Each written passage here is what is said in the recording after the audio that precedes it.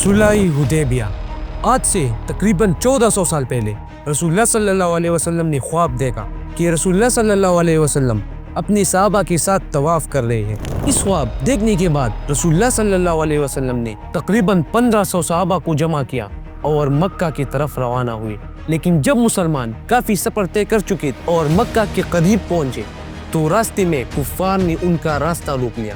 तो इस पर रसूलुल्लाह सल्लल्लाहु अलैहि वसल्लम ने उसके एम्बेसडर को कहा कि हम सिर्फ उम्रा करने के लिए आए हैं। तो वो बंदा वापस गया और अपने कौम से कहा कि मैंने रूम का बादशाह कैसर को भी देखा है और ईरान के बादशाह किसरा को भी देखा है और यमन के बादशाह निजाशी को भी देखा है, लेकिन मैंने मोहम्मद जैसा लीडर कभी भी नहीं देखा।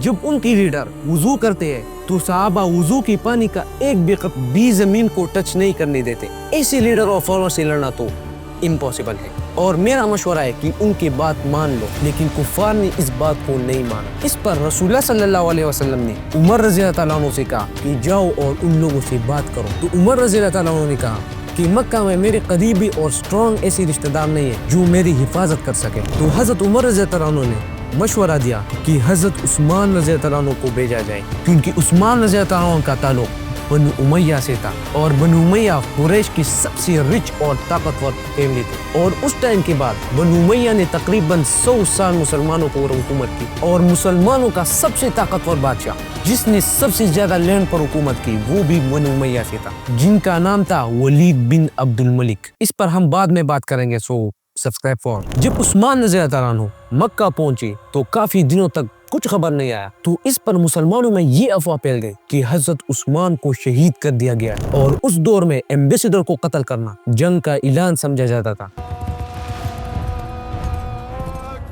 तो इस अफवाह पर सारी मुसलमान इकट्ठे हो गए और दरख्त रिजवान के नीचे बैठ गए। तो सहाबा ने रसूलुल्लाह सल्लल्लाहु अलैहि वसल्लम के हाथ पर बैत की कि हम मर जाएंगे लेकिन उस्मान रज़ी अल्लाह अन्हु के खून का बदला जरूर लेंगे। जब उस्मान रज़ी अल्लाह अन्हु वापस आ गए और कुफ्फार को इस बात का इल्म हो गया तो उन्हें समझ आ गया कि मुसलमान अब पीछे हटने वाले नहीं है। तो इस मुश्किल वक्त में मुसलमानों और कुफ्फार के दरमियान एक एग्रीमेंट साइन हुई और इस एग्रीमेंट का पहला शर्त था कि मुसलमान इस साल उम्रा नहीं करेंगे बल्कि अगले साल उम्रा के लिए आएंगे। और इस एग्रीमेंट का दूसरा शर्त था कि 10 साल मदीना और मक्का के दरमियान कोई भी जंग नहीं होगी।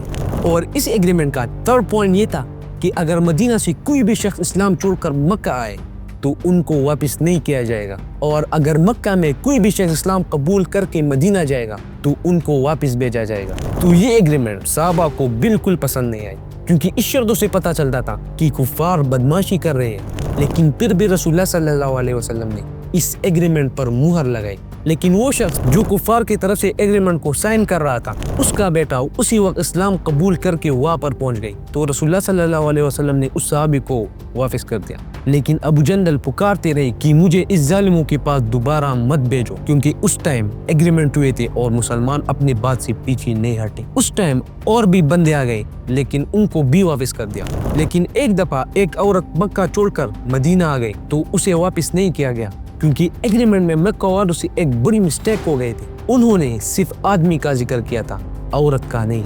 तो कुछ टाइम बाद ऐसा हुआ कि एक शख्स अबू बसीर रसूलुल्लाह सल्लल्लाहु अलैहि वसल्लम के पास आया तो रसूलुल्लाह सल्लल्लाहु अलैहि वसल्लम ने उसको भी वापस भेज दिया। तो वो शख्स अबू बसीर मक्का के बजाय और जगह पर रहने लगा और उसके बाद जो भी शख्स मक्का से मदीना आता था तो रसूलुल्लाह सल्लल्लाहु अलैहि वसल्लम उसको वापस कर देते और वो फिर मक्का के बजाय अबू बसीर के पास चले जाते। और कुछ अरसे बाद वहाँ पर एक छोटा टाउन आबाद हो गया और वो ऐसी जगह थी कि वहाँ पर शाम और मक्का के मेन ट्रेड रोड थे। एक दिन अबू बसीर ने सोचा कि मैं मक्का वालों से बदला लूं और उस वजह से मक्का वालों का बहुत बड़ा लॉस हो गया और इस वजह से मक्का वाले तंग आकर एग्रीमेंट की तीसरी शर्त को खत्म कर दी और इस तरह ये एग्रीमेंट कुफ्फार के लिए मुश्किल बन गई। तो एग्रीमेंट की तीसरी शर्त से फायदा उठाते हुए रसूलुल्लाह सल्लल्लाहु अलैहि वसल्लम ने बाहर की दुनिया को इस्लाम को दावत देने के लिए लेटर्स भेजना शुरू कर दी। एक लेटर हबशा के बादशाह निजाशी को भेजा और दूसरा लेटर रोमन एम्पायर के बादशाह हेराक्लस को भेजा और तीसरा लेटर ईरान के बादशाह खुसरो को भेजा।